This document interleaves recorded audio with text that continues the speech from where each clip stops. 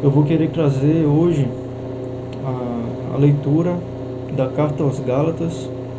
É uma carta muito importante, não só pensando no contexto da época, mas pensando também no contexto de hoje, porque existem muitas coisas que são mantidas, existem muitos problemas que permanecem nas igrejas, que são feitos pelos membros e que é necessário se ter uma base bíblica para não ser enganado e ser afastado do verdadeiro evangelho, e também para poder agir com justiça e sensatez, não caindo nas doutrinas humanas, certo?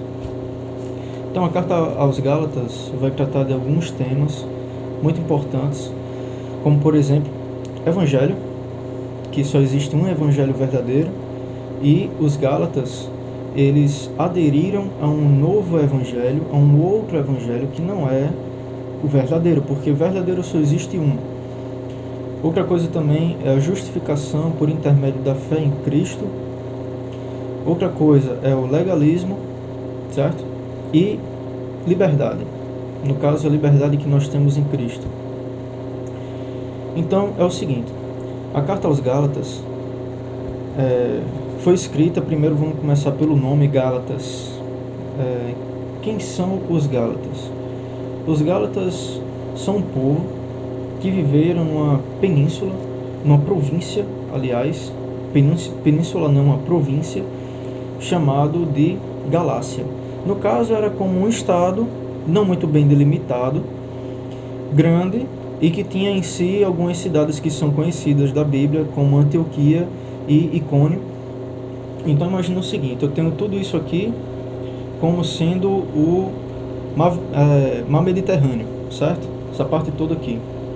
No centro do mar Mediterrâneo, perto das margens, eu tenho um pontinho aqui que é uma ilha de Creta. Então vai ser onde está aqui a minha mão. Descendo para cá vai estar Jerusalém, o Mar Morto. Subindo vai estar a Síria. Para cá vai estar a Capadócia. Entrando um pouquinho para cá vai estar essa região da Galácia, que é para onde Paulo vai estar escrevendo a sua carta, tá? Então aqui é a ilha de Creta, aqui tem as margens, né? Aqui no meio é água, e aqui em cima vai estar essa região que é a região da Galácia. Então é o seguinte, Paulo ele já tinha instruído os Gálatas acerca do evangelho, acerca das verdades que eles deveriam seguir, e ainda mais pensando no contexto em que se estava vivendo.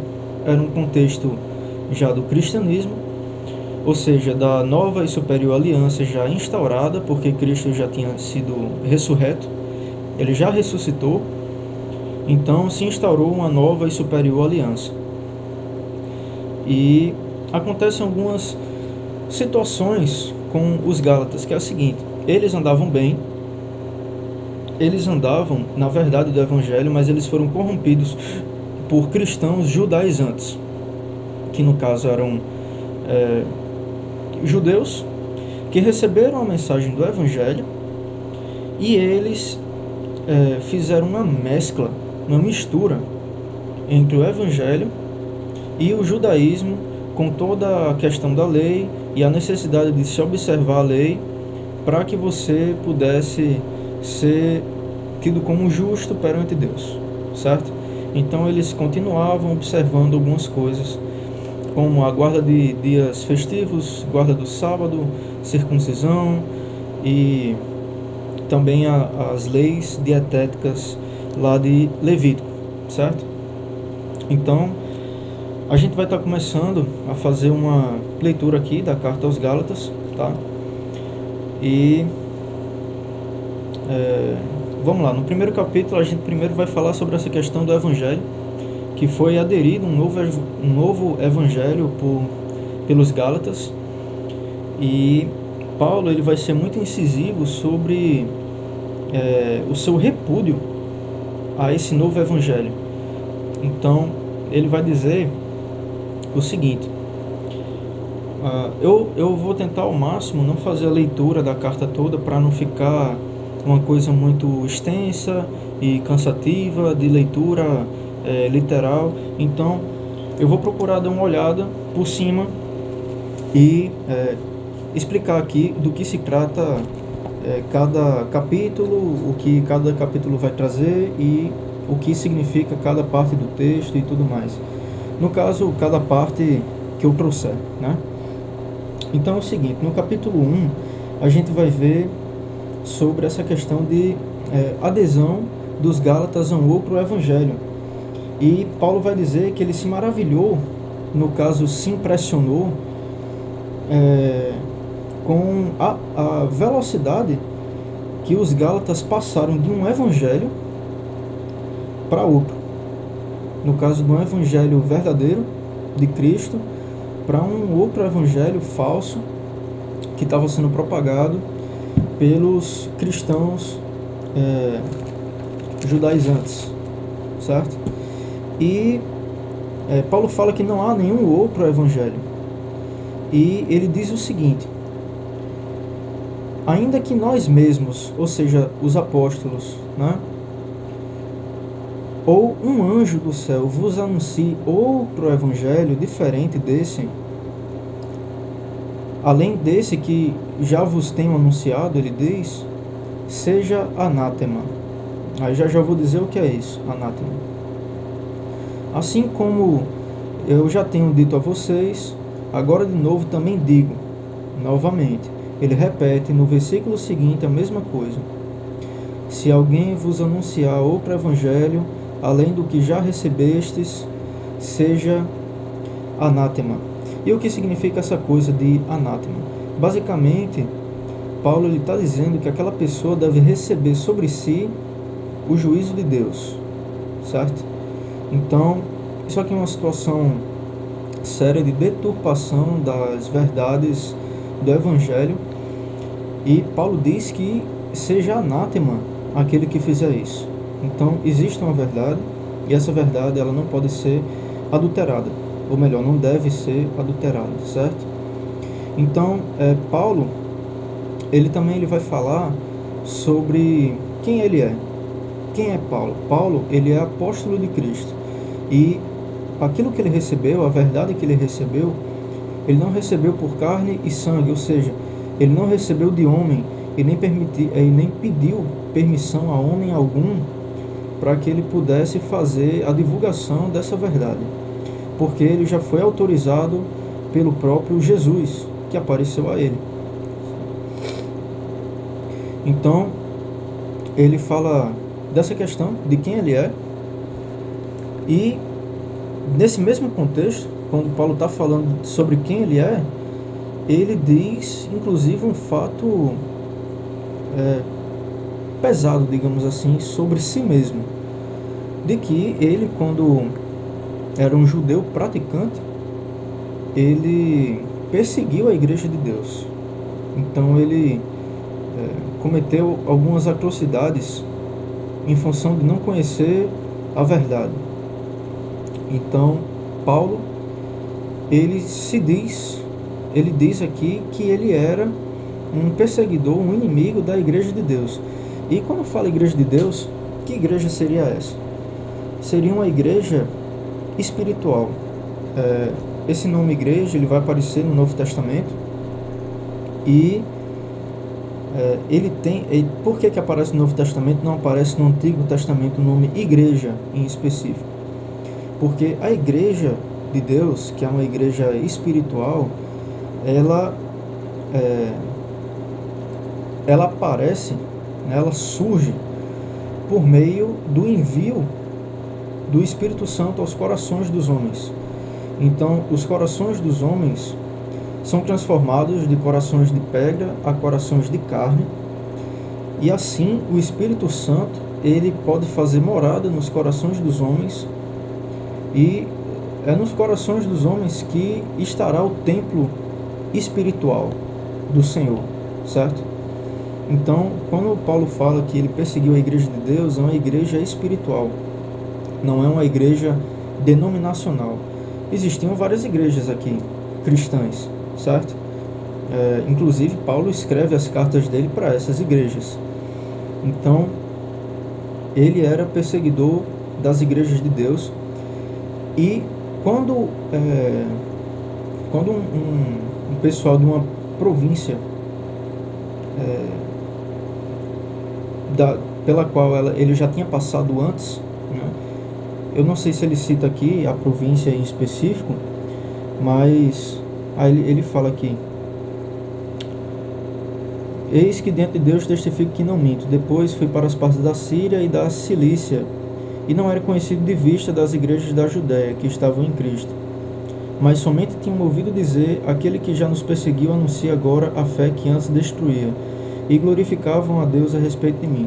Então esse pessoal aqui, que era de alguns lugares que Paulo já tinha passado, e eles conheciam a história de Paulo, eles sabiam que Paulo era um perseguidor dos cristãos, eles se alegraram e louvaram a Deus por causa da conversão de Paulo. Então Paulo fala tudo isso para trazer peso ao seu texto e dizer também que o que ele recebeu não foi por carne e sangue, mas sim pelo próprio Cristo, porque ele era um homem determinado, destemido, perseguidor, e ele foi transformado da água para o vinho, e agora prega o evangelho do amor. Ele saiu da perseguição para o evangelho do amor. Então aqui a gente encerra o primeiro capítulo, e quando tiver uma coisa ou outra que vale a pena dar uma lida, para dar uma acrescentada, aí eu vou dar uma lidazinha, certo? Indo para o capítulo 2, a gente vai ver algumas situações. A gente vai ver uma situação que acontece com Tito. Tito é um discípulo de Paulo e companheiro dele, que é um grego, ou seja, ele é um gentil. E ele recebeu o evangelho, ele se converteu, e quando eles estavam na Galácia, né, quando eles estavam juntos na Galácia, Tito, ele foi intimidado pelos cristãos judaizantes a realizar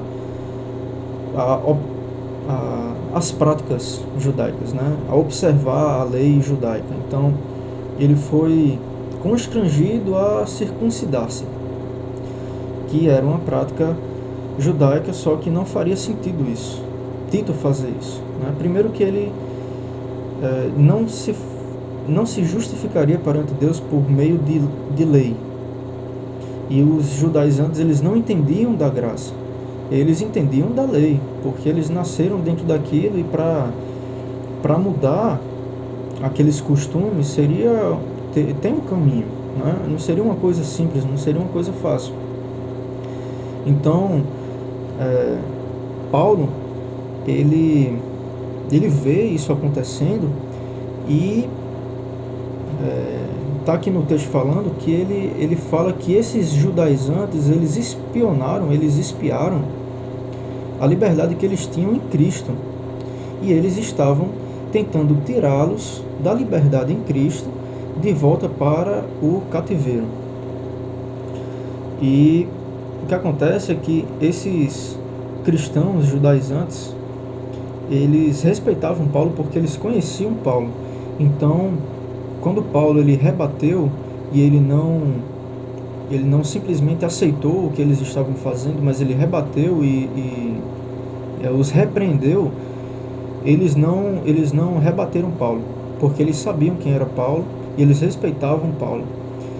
E a questão é que eles entendiam que o evangelho dos circuncisos estava para Pedro, assim como o evangelho dos incircuncisos estava para Paulo. Ou seja, o evangelho dos judeus estava confiado a Pedro, enquanto que o evangelho dos gentios estava confiado a Paulo. Então, aqui a gente vê que existe, de certa forma, né, em tese, dois evangelhos verdadeiros, que são um, né, só que, entre aspas, é colocado como dois, por uma questão de práticas, por uma questão de costumes que não afetam verdadeiramente, necessariamente, a fé em Cristo. Então, Inclusive tem algumas passagens que revelam isso, inclusive escritas pelo próprio Paulo. Continuando essa parte, eu vou fazer uma leitura dessa parte que explica que não há problema de existirem duas verdades. Ou então eu leio logo para aproveitar, né? No caso seria no livro de Romanos. Fazendo leitura aqui do livro de Romanos, capítulo 14, vai ser do 14, versículo 1 até o 9. Vamos ler. Ora, quanto ao que está enfermo na fé, recebei-o, não em contendas sobre dúvidas, porque um crê que de tudo se pode comer, e outro que é fraco, come legumes. Lembremos que os judeus eles tinham essa prática de observar as leis dietéticas de Levítico. Então você não poderia, um judeu não poderia comer um animal que tem casco rachado e que não seja o ruminante, por exemplo, o coelho ou porco. Então existiam leis sobre isso que eles seguiam, mas que Jesus já havia derrubado. E Jesus ele já tinha falado isso em Marcos capítulo 7, quando ele estava conversando com os fariseus sobre as suas hipocrisias, porque eles louvavam a Deus com a sua boca, mas o coração deles estava distante do Senhor. E Jesus fala para os fariseus que nada do que você coma pode tornar o seu corpo impuro. Nada do que você comer vai tornar o seu corpo impuro. Você pode comer de tudo, porque tudo é puro. Mas a impureza do homem vai ser gerada pelo que ele fala, porque o homem fala daquilo que o coração está cheio. Então aqui nesse texto ele está trazendo justamente essa questão do comer ou não comer. Um crê que tudo pode comer. O outro, que é fraco, tem uma consciência fraca, ele come legumes. O que come, não despreze o que não come, e o que não come, não julgue o que come, porque Deus o recebeu por seu.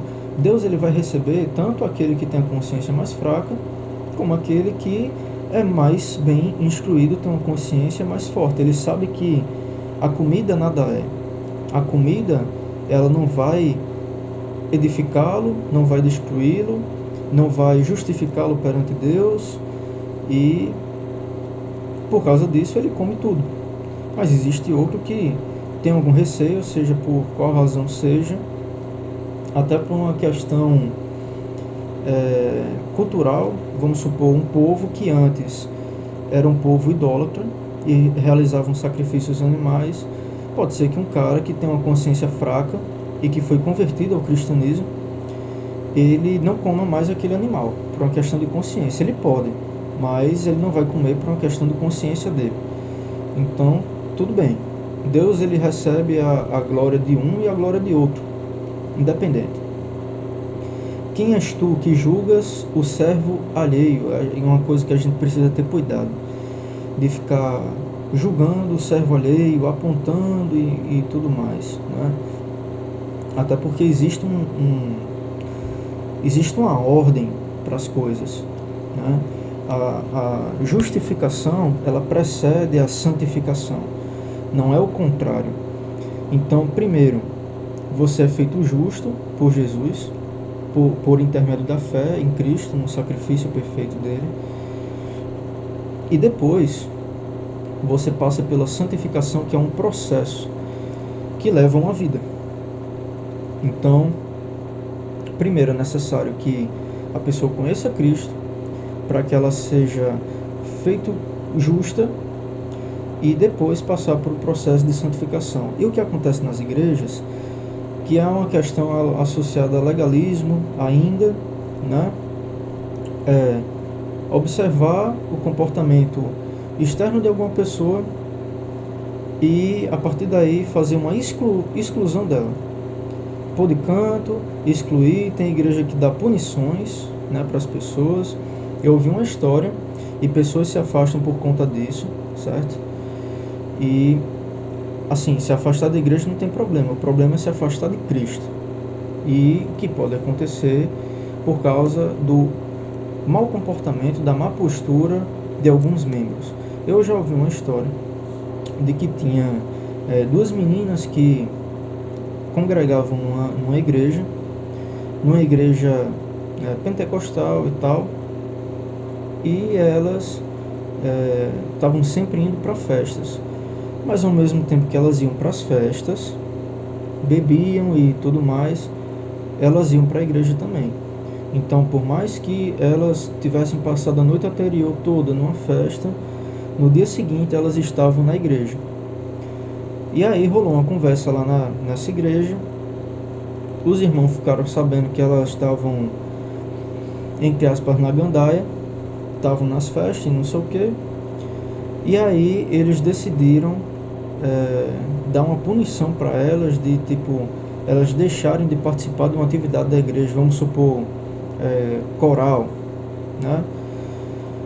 E além disso expuseram a situação para outras pessoas, e nisso aí as meninas se viram humilhadas e saíram da igreja, e aconteceram alguns problemas associados justamente a essa questão do desvio, né, que chamam. No caso, elas, por sair da igreja e não ter mais ido para outra igreja, elas corriam sim um risco de se desviarem do caminho cristão. Não por uma questão de prática, mas por uma questão de fé, de vivência. Fora que nas epístolas de João, ele evidencia a necessidade do cristão estar em comunhão, certo? Então, é importante que a gente tenha cuidado para não ficar fazendo julgamentos. O nosso papel não é de juiz. Juiz é o Senhor, juiz é Deus.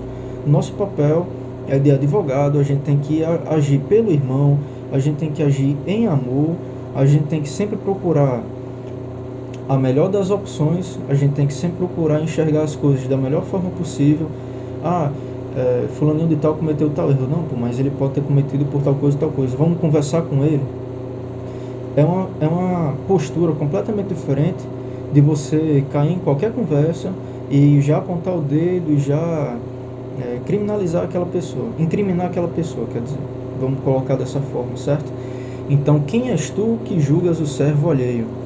Para o seu próprio Senhor, ele está em pé, ou cai, mas estará firme, porque poderoso é Deus para o firmar. Então, assim, quem está de pé, ou quem está caído, o Senhor é Ele quem firma a pessoa. Então, se você cai, o Senhor levanta você. Se você está de pé, o Senhor segura você. E o nosso papel, a gente tem que ter cuidado com isso, não é ficar fazendo julgamentos alheios. Um faz diferença entre dia e dia, ou seja, um preza pela guarda do sábado e outro não. Outro julga que todos os dias são iguais. Cada um esteja inteiramente seguro em sua própria mente. Aquele que faz caso do dia, ou seja, aquele que faz a guarda de um dia, para o Senhor o faz. E o que não faz caso do dia, para o Senhor o não faz. Ou seja, ambos estão na mesma posição, na mesma condição. O que come, para o Senhor come, porque dá graças a Deus. E o que não come, para o Senhor não come, e dá graças a Deus também. Porque nenhum de nós vive para si, e nenhum morre para si. Porque se vivemos, para o Senhor vivemos, se morremos, para o Senhor morremos, de sorte que, vivamos ou morramos, somos do Senhor, porque foi para isto que morreu Cristo, e ressurgiu, e tornou a viver para ser Senhor, tanto dos mortos como dos vivos. De maneira que cada um de nós dará conta de si mesmo a Deus, assim que não nos julguemos mais uns aos outros, antes seja o vosso propósito não pôr tropeço ou escândalo ao irmão. Ou seja, nós temos liberdade em Cristo, sim. Nós podemos fazer muitas coisas e não tem problema, mas a gente precisa ter cuidado para não servir de pedra de tropeço para o irmão, para não escandalizar. Então a gente precisa ter cuidado para não servir de pedra de tropeço para o irmão, ou para não escandalizar o irmão. Então é aquela questão: pode beber, pode tomar bebidas alcoólicas? Pode. É pecado? Não, não é. Nós temos liberdade em Cristo, inclusive os judeus eles bebiam álcool. Mas existe uma cultura, uma doutrina humana que nos faz pensar que isso é errado, quando não é. A questão é ter cuidado com os excessos. E se existe um irmão que tem uma consciência fraca e que acha que é errado, não faça, por amor a ele. Então a mensagem do Evangelho é sempre uma mensagem de cuidado, é sempre uma mensagem de amor ao próximo, é sempre uma mensagem de se colocar no lugar do outro, de pensar no outro, de considerar o outro como maior que você mesmo. Assim não nos julguemos mais uns aos outros, antes seja o vosso propósito não pôr tropeço ou escândalo ao irmão. Eu sei e estou certo no Senhor que nenhuma coisa é de si mesma imunda, a não ser para aquele que a tem por imunda. Para esse é imunda. Ou seja, nada, nenhuma comida imunda, tipo, nenhuma dessas coisas é proibido, nenhuma dessas coisas é errado, a não ser para aquele cara que acha que é. Se ele acha que comer carne com sangue é errado, tá bom. Ele não come, eu como. Se na presença dele, que tem uma consciência mais fraca, ele achar ruim que eu coma e fosse escandalizado de alguma forma, então por amor a ele e em respeito à consciência mais fraca dele, eu também não como, certo? Então essa aqui é a mensagem. Mas se por causa de comida se contrista teu irmão, já não andas conforme o amor. Ou seja, por causa de uma atitude sua, né? No caso aqui a comida, né? Você comer uma coisa que ele condena. No caso aqui a gente está pensando nesse contexto, né? No livro de Atos é dito lá por Pedro que parece bem para eles, no caso entendo como as colunas da igreja, que é Pedro, Tiago e João, parece bom para eles que os gentios guardem-se ainda de comer carne com sangue, né? Falando os negócios lá. Então, aqui ele está dizendo, Paulo, que não é necessário fazer nada disso. Mas, se por causa da comida se por causa da comida se contristas teu irmão, já não andas conforme o amor. Não destruas por causa da tua comida aquele por quem Cristo morreu. Ou seja, não escandalize o irmão que tem a consciência mais fraca por causa de uma questão menor, que seria, por exemplo, a comida. Ou no nosso contexto hoje, uma bebida. Tem irmãos que são, entre aspas, tradicionais, que não é uma questão de tradicionalismo, mas é uma questão de doutrina humana que a pessoa aderiu, que se vê você bebendo vai dizer que você está pecando, que você está fazendo algo errado, né? Inclusive, qual a diferença do vinho para a cerveja? Porque para algumas pessoas é aceitável beber vinho, mas beber cerveja não, é álcool do mesmo jeito. Então, continuando, não seja, pois, blasfemado o vosso bem, porque o reino de Deus não é comida nem bebida, mas justiça, paz e alegria no Espírito Santo. Porque quem nisto serve a Cristo, agradável é a Deus e aceito aos homens. Sigamos, pois, as coisas que servem para a paz e para a edificação de uns para com os outros. Não destruas por causa da comida a obra de Deus. É verdade que tudo é limpo, mas mal vai para o homem que come com escândalo. Então, é o que a gente precisa fazer. Evitar escândalos, fazer as coisas com sensatez, pensando no próximo e tudo mais. Então, isso tudo ainda no capítulo 2, que a gente está para falar sobre essa questão dos judeus e os seus hábitos, né? Então, Tito ele foi constrangido e existem os dois evangelhos, no caso que eu acabei de citar, tanto se não comer carne está tudo bem, como outro se comer carne está tudo bem. Eles acreditam no mesmo Deus e são seguidores do mesmo Cristo, certo? Isso aqui é só uma questão comportamental. Isso aqui não serve para a salvação deles, isso aqui não serve para a justificação deles, isso aqui é só para uma questão de consciência. E o que acontece é o seguinte: Paulo, como eu vinha dizendo, ele era respeitado, ele era conhecido, E assim como Pedro tinha nas suas mãos o evangelho que seria dado aos circuncisos, que são os judeus, Paulo teria consigo o evangelho que seria dado aos gentios, porque Jesus operou eficazmente em ambos. Então, as colunas da igreja, que era Tiago, Pedro e João, eles reconheciam a graça que foi dada a Paulo, eles apertaram as mãos e cada um foi fazer o seu trabalho, ministrando a palavra para os seus grupos, certo? Só que aconteceu um problema. Pedro, chegando em Antioquia, que é uma cidade, a cidade que eu citei, que está nessa região da Galácia, chegando lá, ele estava comendo junto com os gentios, ou seja, junto com os não-judeus, cristãos. E ele viu que se aproximava um grupo de cristãos judaizantes, e Pedro era o quê? Judeu. E ele se sentiu acuado, se sentiu amedrontado, intimidado, e o que ele fez foi sair da mesa, ele se afastou dos gentios, ele se juntou com os judaizantes, e todos começaram a dissimular e falar mal dos gentios, né? Então,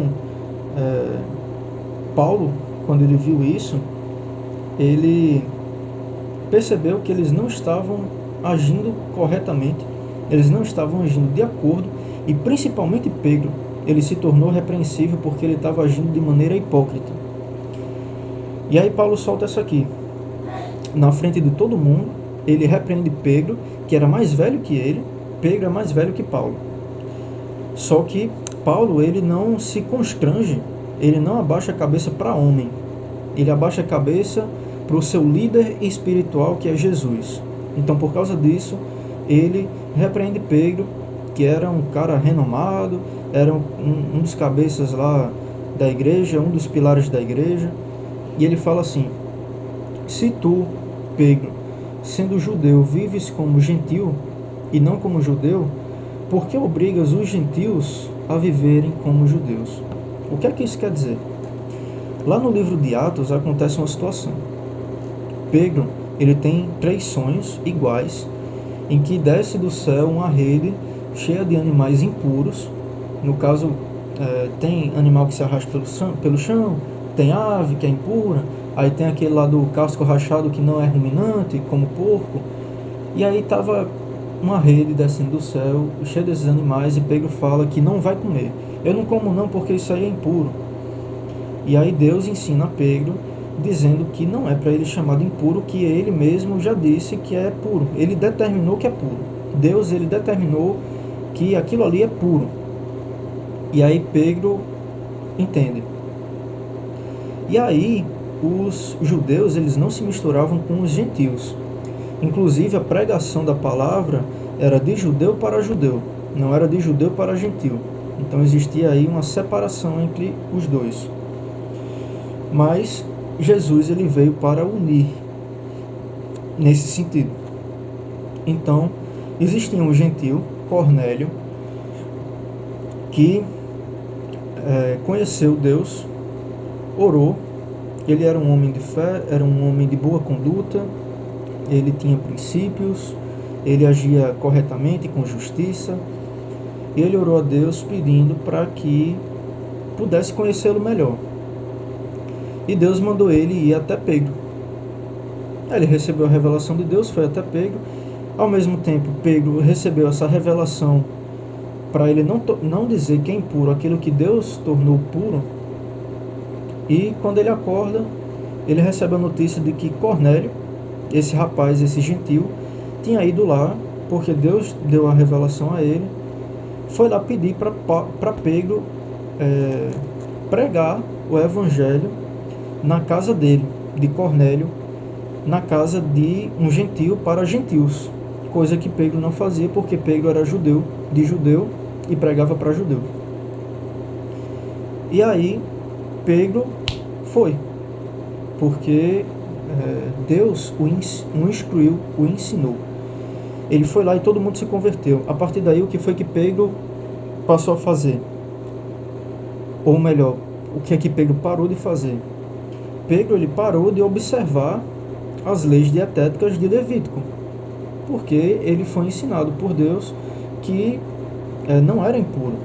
E em Marcos 7, Jesus fala já que nenhuma comida é impura, né? Então ele já desbanca isso aí. E por causa disso, Paulo faz essa pergunta para Pedro: se você, Pedro, que é judeu e não vive como um judeu, porque Pedro não está mais observando a lei, até porque ele está desobrigado disso, porque ele não vai se fazer justo perante Deus por meio da lei, mas sim por meio da fé em Cristo. Então, por que Pedro estava agindo de maneira hipócrita, irrepreensível, fazendo uma pressão aos gentios, digamos assim, para que eles observassem a lei? Ele estava agindo de maneira hipócrita porque ele estava sob pressão e tudo mais, e ele merecia ser repreendido por Paulo, o que aconteceu. E Paulo fala justamente isso, que as obras da lei não justificam o homem, mas sim a fé em Jesus Cristo. Nós temos crido em Jesus para sermos justificados pela fé e não pelas obras da lei, porquanto pelas obras da lei nenhuma carne será justificada.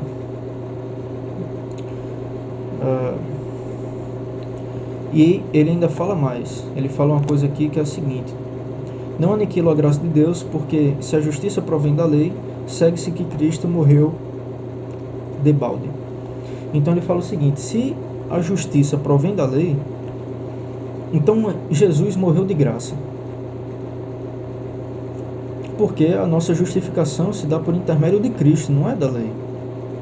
A lei, ela teve o seu papel de mostrar para o homem que ele era pecador, que ele tem uma condição pecadora e que ele não poderia nunca se justificar perante Deus fazendo aquilo que a lei de Deus manda, certo? Então, o homem sendo incapaz de fazer tudo isso, apontava já para Cristo. Os homens já faziam sacrifícios de animais perfeitos, como os carneirinhos lá que eles sacrificavam, que tinha que ser de 1 ano, perfeito, né? Tipo, não podia ser manco, nem nada do tipo, que no caso estaria apontando para o futuro, que seria quando Cristo viria em sacrifício pelos pecados, né? Então, indo para o capítulo 3, que fala sobre a lei ser impotente para salvar, vai falar sobre Abraão e a promessa que foi feita a Abraão lá no começo, de que todas as nações seriam benditas por meio de Abraão, né? Sobre a fé de Abraão. No caso, Abraão, ele veio antes de Moisés, ou seja, Abraão veio antes da lei. E a fé de Abraão, é dito aqui que Abraão creu em Deus, e isso lhe foi imputado para a justiça, ou seja, a justificação perante Deus de Abraão não se deu por causa de outra coisa, a não ser a fé. Então nós somos feitos justos por intermédio da fé. Aqui no capítulo 3 vamos falar sobre a maldição da lei. Por que a lei ela é uma maldição? Porque ela coloca um homem numa situação em que ele tem que enfrentar a sua condição, que é de pecado. Só que o homem, ele não consegue cumprir a lei, e por causa disso ele é maldito pela lei. Então, aquele que vive debaixo da lei vive debaixo de maldição, é o que Paulo coloca. E Cristo, no caso, teria se feito maldição em nosso lugar para pagar o preço da liberdade que hoje nós temos nele, certo? E a herança de Abraão. Então, Paulo fala: insensatos Gálatas, quem vos fascinou para não obedecerdes à verdade, a vós, perante os olhos de quem Jesus Cristo já foi representado como crucificado? Recebestes o Espírito pelas obras da lei ou pela pregação da fé? No caso, a promessa do Espírito Santo. O Espírito Santo, ele veio e ele é o Consolador, né? Então, continuando. Aquele, pois, que vos dá o Espírito e que opera maravilhas entre vós, o faz pelas obras da lei ou pela pregação da fé? É pela pregação da fé. É o caso de Abraão, que creu em Deus e isso lhe foi imputado como justiça. Ora, tendo as Escrituras previsto que Deus havia de justificar pela fé os gentios, anunciou primeiro o Evangelho a Abraão, dizendo: todas as nações serão benditas em ti. E todos aqueles, pois, que são das obras da lei, estão debaixo da maldição, porque está escrito: maldito todo aquele que não permanecer em todas as coisas que estão escritas no livro da lei para fazê-las. Ou seja, todos são malditos por não seguirem a lei, porque a questão é justamente essa. O homem, ele não pode se justificar perante Deus por causa da sua condição de pecado. O homem, ele não consegue agir com perfeição. Ele não consegue deixar de fazer o mal na carne, né? Nós hoje somos feitos justos por Cristo e é uma condição espiritual, porque na carne nós continuaremos cometendo erros, sempre. E é por isso que a santificação é um processo. À medida que o tempo vai passando, nós vamos, pelo menos é assim que deve ser, nós vamos sendo transformados pela renovação das nossas mentes, do nosso entendimento. Então, é uma questão de tempo. Leva muito tempo para você passar por mudanças e para você agir corretamente, coerentemente, com justiça e sensatez, de acordo com a vontade do Senhor. E Cristo, ele nos resgatou da maldição da lei, fazendo-se maldição em nosso lugar, porque está escrito, no caso em Deuteronômio: maldito todo aquele que for pendurado no madeiro, que foi o que aconteceu com ele. E a questão de Abraão, né? Abraão, ele teve 2 filhos. Um foi um filho da carne, que foi com a escrava, porque ele ouviu lá o conselho da sua mulher. E o outro filho foi o filho da promessa, que foi o que Deus prometeu a ele.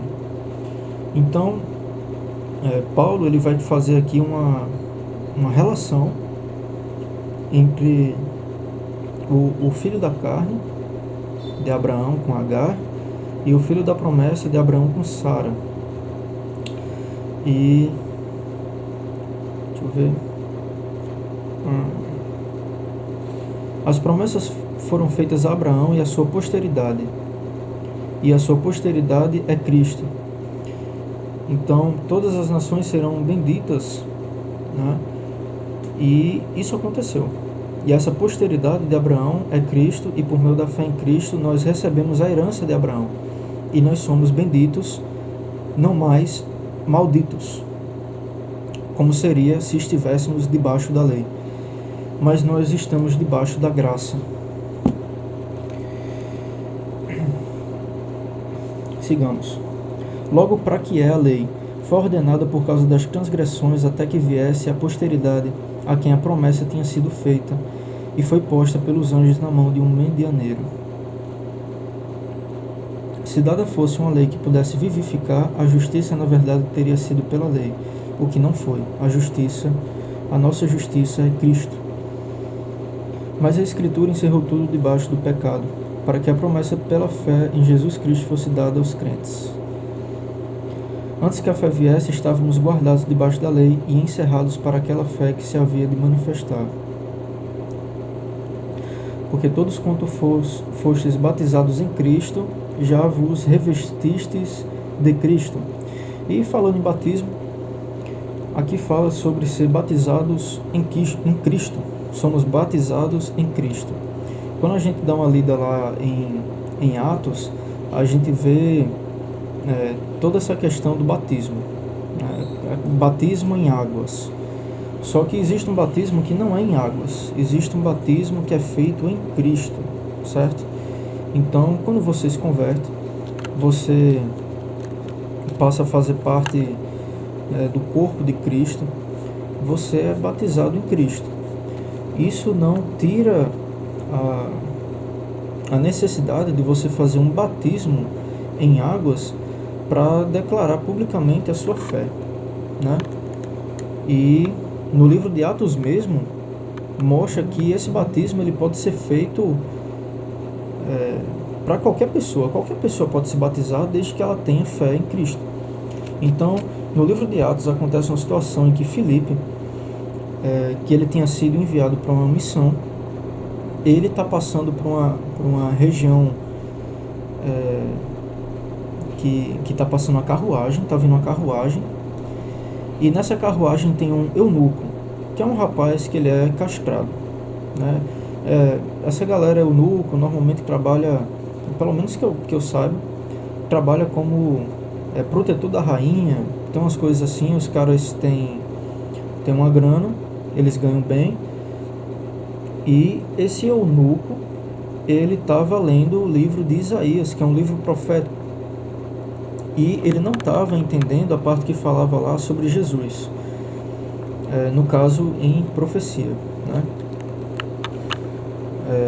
E quando Filipe estava passando por lá, ele ouviu esse eunuco lendo em voz alta e percebeu que ele estava lendo Isaías.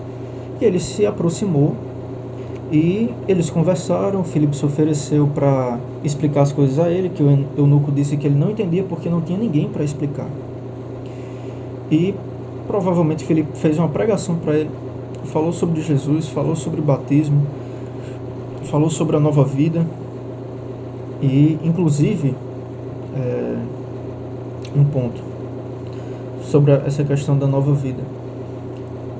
A vida, nova vida, não é só essa nova vida aqui no mundo material, mas é uma promessa também que nos é feita de uma vida depois disso aqui.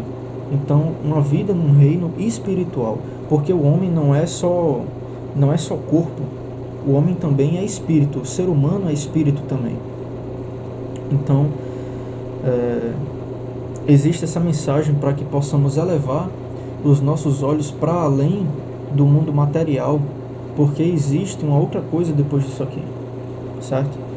Que no caso será um reino espiritual, no qual estaremos em comunhão com Jesus. E aí, continuando, eles estão lá conversando na carruagem, e a carruagem andando, e aí Filipe aponta assim, Filipe não, o eunuco aponta, Filipe, eu estou vendo que ali na frente tem água, tem um lago ali. O que me impede de ser batizado? Aí Filipe olha para ele e fala, nada. Se você crê, você pode ser batizado. E aí o eunuco declara, eu creio que Jesus Cristo é o Filho de Deus. Então, biblicamente, qual a condição que você precisa ter para ser batizado nas águas? É crer que Jesus Cristo é o Filho de Deus e fazer essa declaração, né? Então, existem doutrinas humanas permeando as igrejas que tentam condicionar o batismo a casamento, que não tem nada a ver. Começam a colocar condições para a sua declaração de fé, e isso não existe, né? Então é sobre o legalismo, sobre essas doutrinas humanas que são criadas, que são inventadas, que Paulo se contrapõe aqui na carta aos Gálatas. Então, seguindo, todos quanto fostes batizados em Cristo, já vos revestistes de Cristo. Nisto não há judeu nem grego, não há servo nem livre, não há macho nem fêmea, todos vós sois um em Cristo Jesus. Então acabam as distinções, acaba esse negócio de separativismo, de polaridade, um é judeu, o outro é não sei o que, qual é a sua origem, qual é a sua cor, você é homem, você é mulher, você é solteiro, você é casado. Isso não existe. Vocês todos são um em Cristo. E o que não tiver de acordo com isso aqui é doutrina humana e invenção. E se sois de Cristo, então sois descendência de Abraão e herdeiros conforme a promessa. Capítulo 3, encerrado. Capítulo 4 é um capítulo menorzinho e ele vai falar de algumas coisas. Ele vai falar sobre a isenção da lei. Nós somos isentos de estar cumprindo a lei, seguindo a lei. Guardar o sábado não é necessário para a gente. Está aqui a revelação, a gente não precisa fazer isso. Eu falei o sábado só como exemplo, tá? Então, nós somos filhos de Deus por meio do batismo em Cristo, como já foi colocado aqui no capítulo 3. Ele vai falar aqui um pouquinho sobre o Espírito Santo, que é uma parte bem bonitinha, é legal. Vai falar novamente sobre a posteridade de Abraão, que é Jesus. E vamos dar uma lida. Todo o tempo em que o herdeiro é menino, em nada difere do servo, ainda que seja senhor de tudo, mas está debaixo de tutores e curadores até o tempo determinado pelo pai. No caso aqui, quando o homem estava debaixo da lei, a lei, de certa forma, restringia as ações dos homens. A gente precisa lembrar que existem 3 tempos bíblicos. Existe um tempo em que não havia lei e os homens eram trogloditas, e veio a lei para dar uma acalmada nas coisas, para dar uma controlada no povo de Deus, e ainda assim os homens permaneciam maus, cruéis e sanguinários. Então a lei teve sim o seu papel, mas ainda assim nenhum homem poderia, não conseguiria se justificar perante o Senhor por meio das suas ações. Então somos feitos justos por meio da fé. Vindo à plenitude dos tempos, Deus enviou seu Filho, nascido de mulher, nascido sob a lei, porque Jesus nasceu, apesar de os 4 evangelhos estarem dentro do Novo Testamento, o contexto era da antiga aliança. Então Jesus, ele veio e ele viveu como um judeu, ele viveu debaixo da lei, cumpriu a lei e a profecia, para então, depois da sua ressurreição, estarmos desobrigados de segui-la e termos liberdade nele. Porque sois filhos de Deus, porque sois filhos, Deus enviou aos nossos corações o Espírito Santo de seu Filho. Aí essa parte é bem bonita, que clama Abba, Pai. Abba é pai no diminutivo. E depois tem pai de novo. Ou seja, é basicamente papaizinho. É como se ele estivesse dizendo aqui papaizinho. É engraçado, né? Sois filhos. Deus enviou aos nossos corações o Espírito de seu Filho, que é uma promessa, que nos seria enviado o Espírito, né? O Espírito de Deus, o Espírito Santo de Deus. E ele clama, o qual clama, papaizinho, assim que já não és mais servo, mas é filho, e se és filho, és também herdeiro de Deus por Cristo. Mas agora, conhecendo a Deus, ou antes sendo conhecidos de Deus, ou antes, ou melhor, né, sendo conhecidos de Deus, como tornais outra vez a esses rudimentos fracos e pobres, aos quais de novo queres servir? Ou seja, Paulo está falando aos Gálatas o seguinte: depois de vocês conhecerem a Deus, e Deus, né, ou melhor dizendo, ele dizendo, né, ou melhor dizendo, Deus conhecendo vocês, como é que vocês retornam aos rudimentos? Como é que você retorna pro início da coisa? Vocês aprenderam, vocês receberam o Evangelho, vocês receberam a liberdade em Cristo, e vocês estão voltando para a antiga aliança. Vocês estão na nova e superior aliança e estão querendo voltar para a velha aliança, porque chegou esses cristãos judaizantes com essas ideias de misturar as coisas e vocês estão caindo na conversa, né? Então, Paulo ele faz essa repreensão para os Gálatas.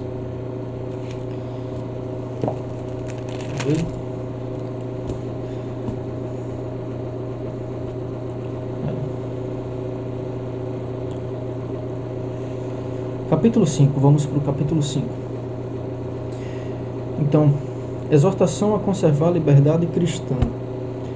Aqui nós vamos falar um pouco sobre liberdade e libertinagem, que são coisas diferentes, sobre queda da graça, sobre fermento e hipocrisia, que ele fala aqui no texto, que baixa um pouco de fermento e leveda toda a massa. No caso, o fermento aqui seria a falsa doutrina, que é posta por esses cristãos judaizantes. Vai falar sobre a liberdade que nós temos em Cristo, em que nessa liberdade há uma troca do legalismo pela caridade. Fala sobre o amor e vai falar sobre os frutos do Espírito. Aí a gente vai para o capítulo 6. Estais, pois, firmes na liberdade com que Cristo nos libertou, e não torneis a meter-vos debaixo do jugo da servidão. Eis que eu, Paulo, vos digo que, se vos deixardes circuncidar, Cristo de nada vos aproveitará. E, de novo, protesto a todo homem que se deixar circuncidar, que está obrigado a guardar toda a lei. Porque, se você vai cumprir uma coisa da lei, como se fosse uma obrigação e como se fosse um meio de você obter a salvação, de você se justificar perante Deus, então você está obrigado a cumprir toda a lei e você volta para a antiga aliança. E se você volta para a antiga aliança, você cai da graça que está na nova aliança. Separados estáis de Cristo, vós, os que vos justificais pela lei, da graça tendes caiu da graça. Porque nós, pelo Espírito da fé, aguardamos a esperança da justiça. Porque em Cristo, nem a circuncisão e nem a incircuncisão tem virtude alguma. Não interessa se você é circunciso ou não, mas sim a fé que opera por amor. Vocês iam bem. Quem foi que vos impediu para que não obedecessem à verdade? Um pouco de fermento leveda toda a massa. No caso, os judaizantes fizeram isso. Irmãos, fostes chamados à liberdade. Não useis então da liberdade para dar ocasião à carne, mas servi-vos uns aos outros pelo amor. Então, assim, existe uma diferença entre liberdade e libertinagem, certo? Nós temos liberdade para fazer outras coisas diferentes. Não estamos obrigados a permanecermos debaixo da lei, mas isso não quer dizer que nós vamos agir de maneira imoral, de maneira insensata, de maneira indecente. A gente precisa sim ter uma conduta moral. Só que, diferente da lei, a gente não tem mais uma lei escrita em pedra, porque as leis do Senhor agora são escritas no nosso coração por intermédio do Espírito Santo. Então, o Espírito Santo é o que vai nos inclinar para fazer o que é certo. Então, existe um lado subjetivo nisso, entende? E agora, toda a lei se cumpre numa só palavra, que é nesta: amarás o teu próximo como a ti mesmo. Então, a gente precisa focar nisso aqui, no amor, certo? Inclusive, Jesus ele vai falar isso no livro de Mateus, vai falar sobre algumas coisas. Porque a lei, ela basicamente produzia obras visíveis. Isso é um problema, porque obra visível leva à hipocrisia. Então, por que Jesus falava aquelas coisas? Se você for fazer caridade, não faça na frente dos outros. Porque se você fizer a sua caridade, se você for ajudar alguém na frente dos outros, você já tem a sua recompensa. E essa recompensa é justamente a visibilidade. Então, quando o cara vai fazer uma coisa e faz questão de holofotes, né? Faz questão de aparecer e para mostrar que ele é bom, para mostrar que ele, né, é caridoso e tal. Claro que não é todo o caso. Existem pessoas que estão aí na mídia e influenciam pessoas a fazer coisas boas, mas existem pessoas que são soberbas, existem pessoas que procuram enaltecer a si mesmo, que é um problema, né? Então ele fala nesse sentido, para que a gente possa evitar essas obras visuais e tipo assim, há enganos por trás dessas obras, né? Por exemplo, na lei está escrito não matarás. Só que Jesus ele traz um agravante. Ele diz o seguinte: na lei, beleza, na lei está escrito lá não assassinarás. Mas eu digo a você que se você tiver ódio do seu irmão, você já está em pecado. Ou seja, não é só aquela questão denotativa da lei de não assassinar que vai tornar você bonzinho, não. Porque existe um lado abstrato que está dentro de você e que as pessoas não conseguem ver. Então aí que está o problema de fazer julgamentos, aí que está o problema de se guiar pelas obras visíveis, certo? E é nisso que a gente tem cuidado aqui na Nova e Superior Aliança. As obras da carne e o fruto do Espírito, que vai ser agora, ainda no capítulo 5, né? Então, digo, porém, andai em espírito e não cumprireis a concupiscência da carne, que é a cobiça. Cobiça da carne. A carne luta contra o espírito contra a carne, e com isso, nessa luta, você não faz o que você quer. Mas se você é guiado pelo Espírito, não está debaixo da lei. As obras da carne são manifestas, as quais são prostituição, impureza e lascívia, que são realmente questões associadas à carne. Aí a gente vê aqui idolatria e feitiçaria, que tem a ver com paganismo e, de certa forma, uma traição espiritual com o Senhor.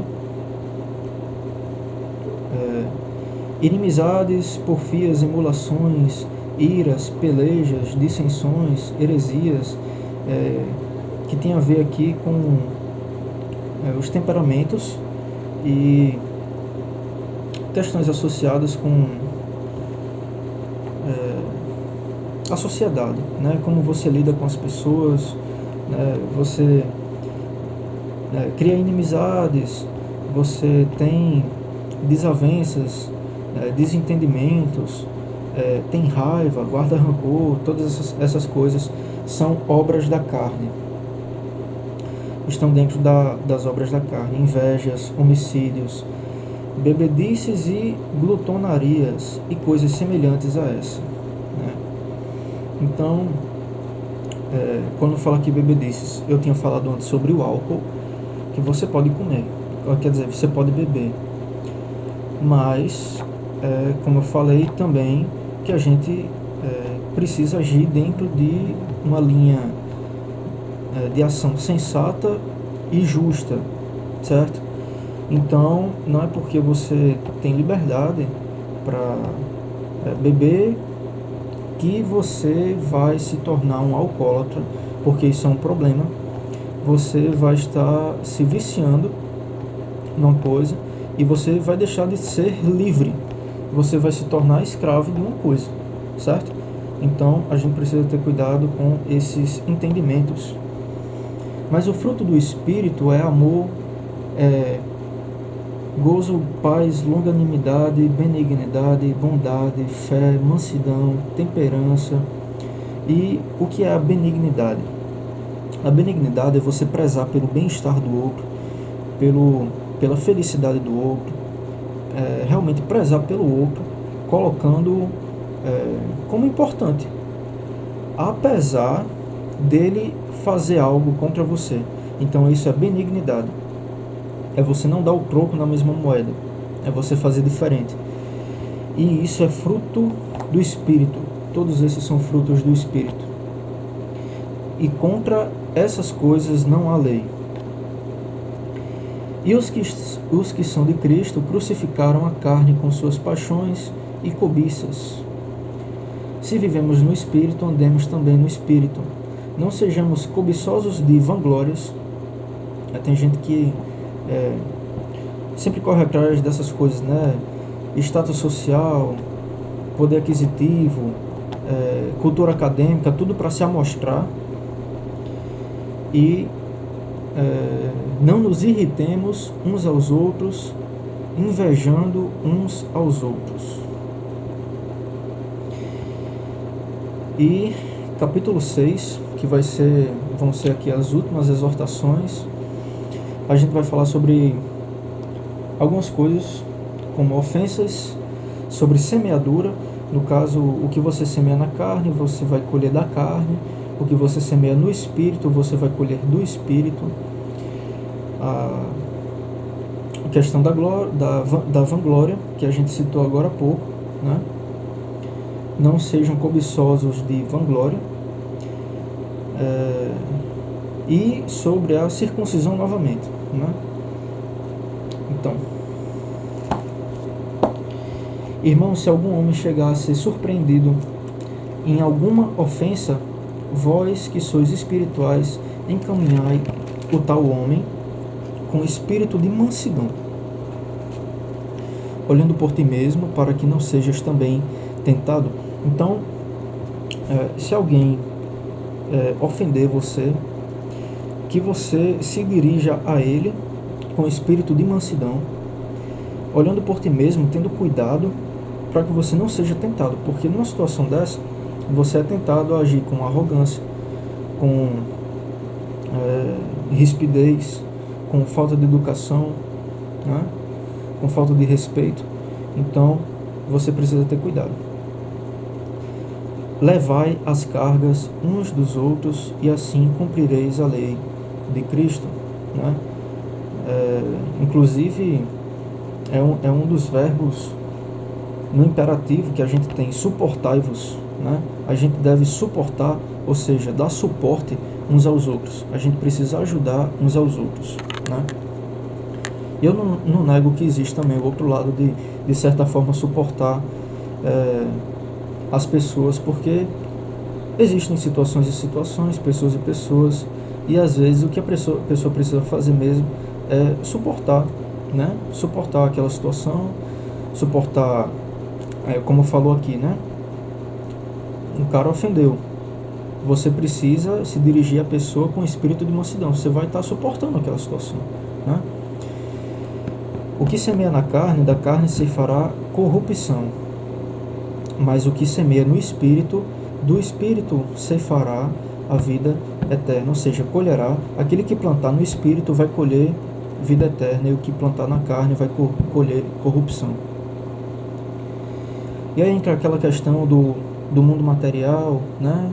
E a busca do homem pelo materialismo, pelas coisas que permeiam o mundo material, quando Jesus fala que a gente deve juntar tesouros no céu, e é muito difícil. Então, enquanto temos tempo, façamos o bem a todos, mas principalmente aos domésticos da fé. Todos os que querem mostrar boa aparência na carne, esses vos obrigam a circuncidar-vos, somente para não serem perseguidos por causa da cruz, porque nem ainda esses mesmos se circuncidam,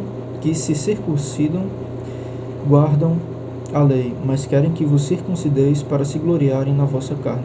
Ou seja, aqueles que querem mostrar uma boa aparência na carne, ou seja, aqueles que querem aparentar para os outros que estão bem, que são santos, né, que são perfeitinhos e tal, eles ficam exigindo uns dos outros, né, que haja o cumprimento de regras, haja o cumprimento de leis, como acontece aqui com os judaizantes, sendo que nem esses que fazem isso, nem esses que fazem essa cobrança, e no caso aqui dos judaizantes, nem esses que são circuncidados, nem esses mesmos guardam a lei.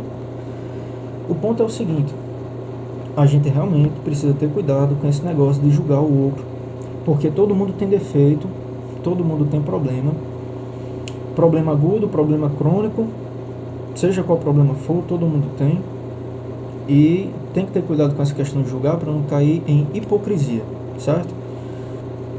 A gente precisa agir sempre em amor, em cuidado, exortando em amor, com cuidado, certo? Inclusive, é a forma que Paulo escreve, né? Paulo escrevendo aqui, ele fala, meus filhinhos, ele tem cuidado, ele tem amor pelos Gálatas, né? Ele fala que ele é como se sentisse nele dores de parto, esperando pelo amadurecimento deles em Cristo, né? Então a gente tem que agir dessa forma, em amor, esperançosos pelo melhor. Porque em Cristo Jesus nem a circuncisão nem a incircuncisão tem virtude alguma, mas sim o ser uma nova criatura. E Paulo finaliza aqui, né? A graça de nosso Senhor Jesus Cristo seja, irmãos, com o vosso espírito. Amém. E aí ele encerra a carta, depois de exortar aqui os Gálatas acerca dessas questões envolvendo a verdadeira fé, o verdadeiro e único Evangelho, para que os Gálatas eles possam olhar para a verdade unicamente, né? E aí tem aquela questão do legalismo. O legalismo é um problema porque ele afasta as pessoas. Então, tem uma pessoa que está com problemas, está quebrada, tem uma pessoa que está oprimida, está angustiada, está triste, e existe uma mensagem para ela, existe uma mensagem da cruz para ela, né? Jesus ele fala que nós devemos lançar sobre ele toda a nossa ansiedade, toda a nossa angústia, e lançar sobre ele todo o nosso fardo, e tomar sobre nós o fardo dele, que é um fardo leve. E nele nós temos liberdade, nós somos livres em Cristo, nós somos livres da libertinagem, nós somos livres em Cristo do pecado, nós somos livres em Cristo também do legalismo. E isso é um problema das igrejas, porque se tem um cara lá que ele tem um problema, está passando por uma situação, seja lá qual for, e ele não estiver dentro ali das regras, né? Vamos supor, às vezes há julgamentos até sobre a aparência da pessoa. Então, é um cara tatuado, vamos colocar assim, que hoje está mais comum, né? Usa piercing, usa brinco, tem um cabelo com um corte diferente, sei lá, se é homossexual, é transexual, já foi preso, seja lá o que for, né?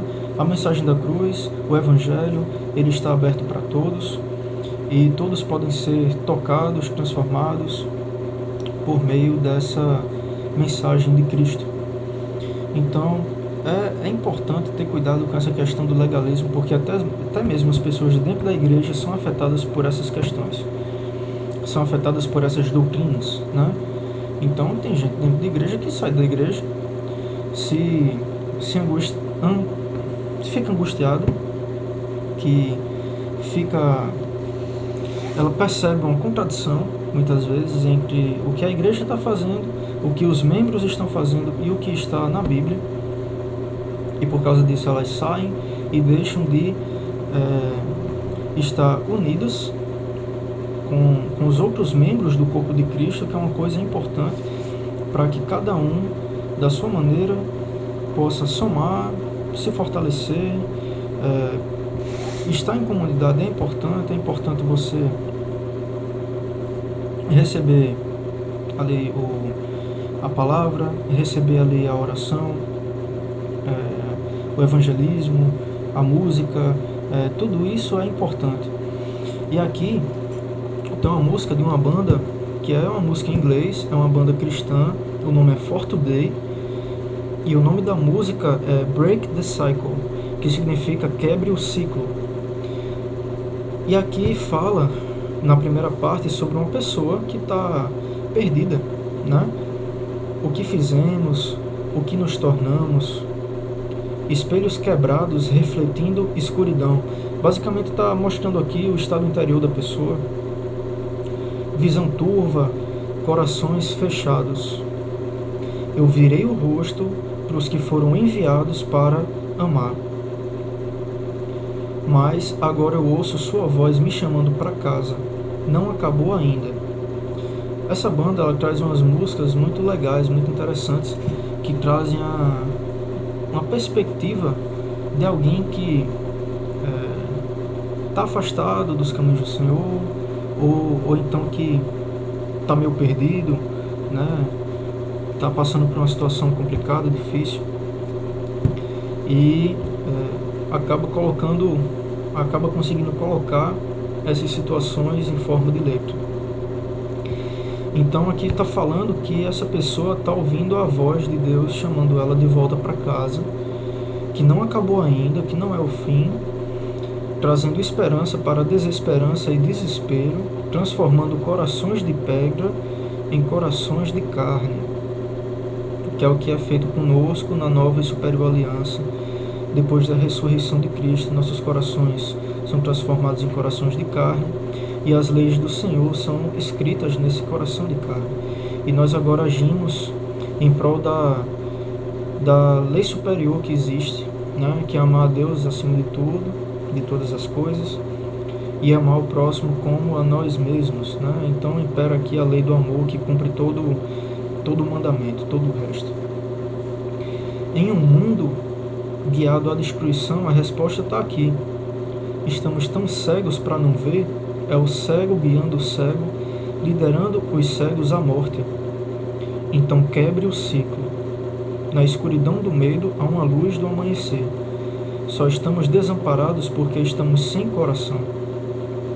Mas há esperança no sangue de Cristo. Então levante-se, há um novo dia amanhecendo. Vamos observar a escuridão fugir. Há um novo amanhecer surgindo, no qual os cegos vão ver. Há uma luz em meio à escuridão. Ela está nascendo à noite. São os filhos da luz. E essa parte de filhos da luz somos nós, os crentes, que de alguma forma levam a mensagem do Evangelho, seja de qual maneira for, por meio de uma mensagem escrita, por meio de uma conversa curta, por meio de uma música enviada. De alguma forma a gente está sendo luz, e nós somos filhos da luz porque nós somos seguidores da luz do mundo, que é Jesus Cristo. Então, esse vídeo ficou longo pra caramba, mas essa aqui era a mensagem que eu queria trazer do livro da Carta aos Gálatas, né, associando com algumas questões aqui contemporâneas. E é isso. Que a paz de Cristo esteja convosco.